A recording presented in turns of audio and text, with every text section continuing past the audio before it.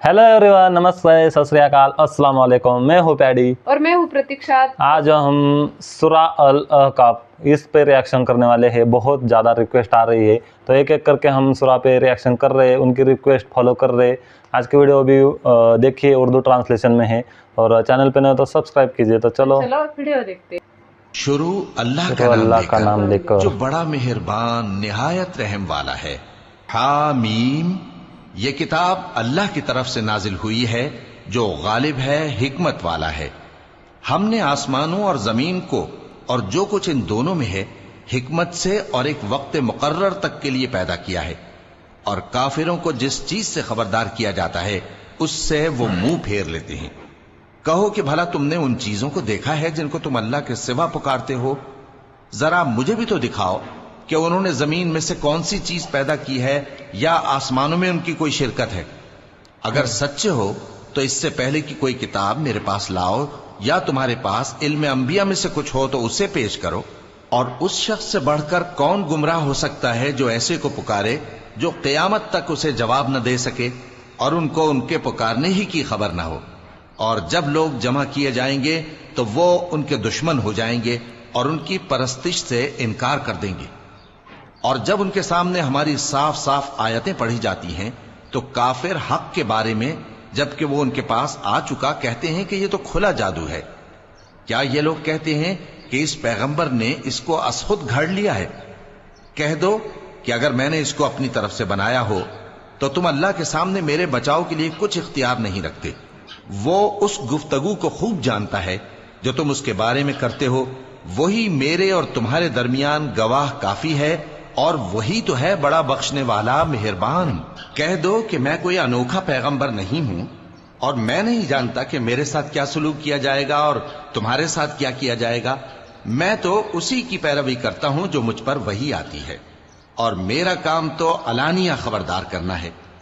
कहो कि भला देखो तो अगर ये कुरान अल्लाह की तरफ से हो और तुमने इससे इनकार किया और बनी इसराइल में से एक गवाह इसी तरह की एक किताब की गवाही दे चुका और ईमान ले आया और तुमने सरकशी की, तो तुम्हारे जालिम होने में क्या शक है? बेशक अल्लाह जालिम लोगों को हिदायत नहीं देता। और काफिर मोमिनों के मुताल्लिक कहते हैं कि अगर ये दीन कुछ बेहतर होता तो ये लोग उसकी तरफ हमसे पहले न दौड़ पड़ते, और जब वो इससे हिदायत याब न हुए तो कहेंगे कि यह तो पुराना झूठ है।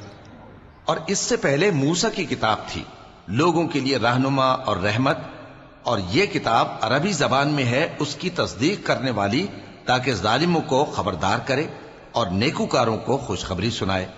जिन लोगों ने कहा कि हमारा परवरदिगार अल्लाह है, फिर वो उस पर कायम रहे तो उनको न कुछ खौफ होगा और न वो गमनाक होंगे। यही अहले जन्नत हैं कि हमेशा उसमें रहेंगे। ये उसका बदला है जो वो किया करते थे। और हमने इंसान को उसके वालिदैन के साथ भलाई करने का हुक्म दिया।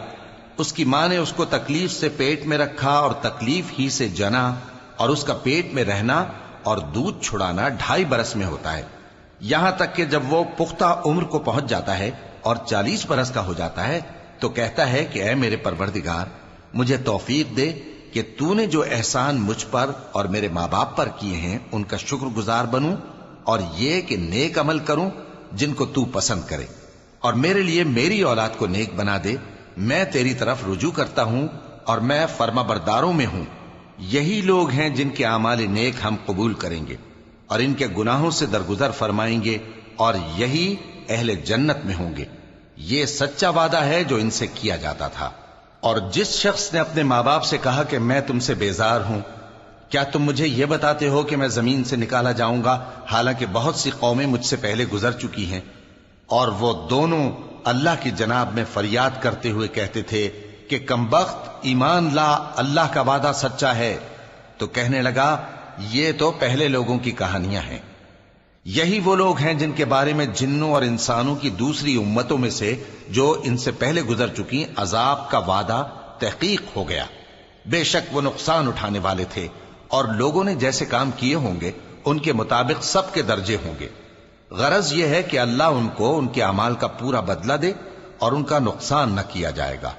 और जिस दिन काफिर दोजख के सामने किए जाएंगे तो कहा जाएगा कि तुम अपनी दुनिया की जिंदगी में लज्जतें हासिल कर चुके اور ان سے لطف اندوز ہو چکے، سو آج تم کو ذلت کا عذاب دیا جاتا ہے، یہ اس کی سزا ہے کہ تم زمین میں ناحق غرور کیا کرتے تھے، اور اس کی کہ بدکرداری کرتے تھے۔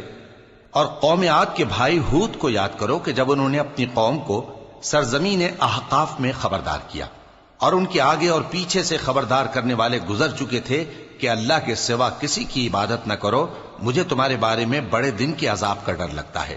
کہنے لگے کیا تم ہمارے پاس اس لیے آئے ہو کہ ہم کو ہمارے معبودوں سے پھیر دو؟ اگر سچے ہو تو جس چیز سے ہمیں ڈراتے ہو اسے ہم پر لے آؤ۔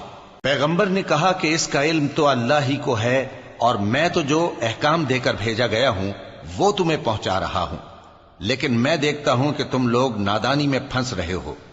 پھر جب انہوں نے اس عذاب کو دیکھا کہ بادل کی صورت میں ان کے میدانوں کی طرف آ رہا ہے تو کہنے لگے یہ تو بادل ہے جو ہم پر برس کر رہے گا، نہیں بلکہ یہ وہ چیز ہے جس کے لیے تم جلدی کرتے تھے، یعنی آندھی، جس میں درد دینے والا عذاب بھرا ہوا ہے، جو ہر چیز کو اپنے پروردگار کے حکم سے تباہ کیے دیتی تھی۔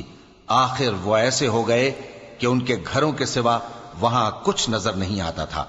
گناہگار لوگوں کو ہم اسی طرح سزا دیا کرتے ہیں، اور ہم نے ان کو ایسا اقتدار دیا تھا جو تم لوگوں کو نہیں دیا، اور انہیں کان اور آنکھیں اور دل دیے تھے، تو چونکہ وہ اللہ کی آیتوں سے انکار کرتے تھے اس لیے نہ تو ان کے کان ہی ان کے کچھ کام آ سکے اور نہ آنکھیں اور نہ دل، اور جس چیز کا وہ مذاق اڑایا کرتے تھے اسی نے ان کو آ گھیرا۔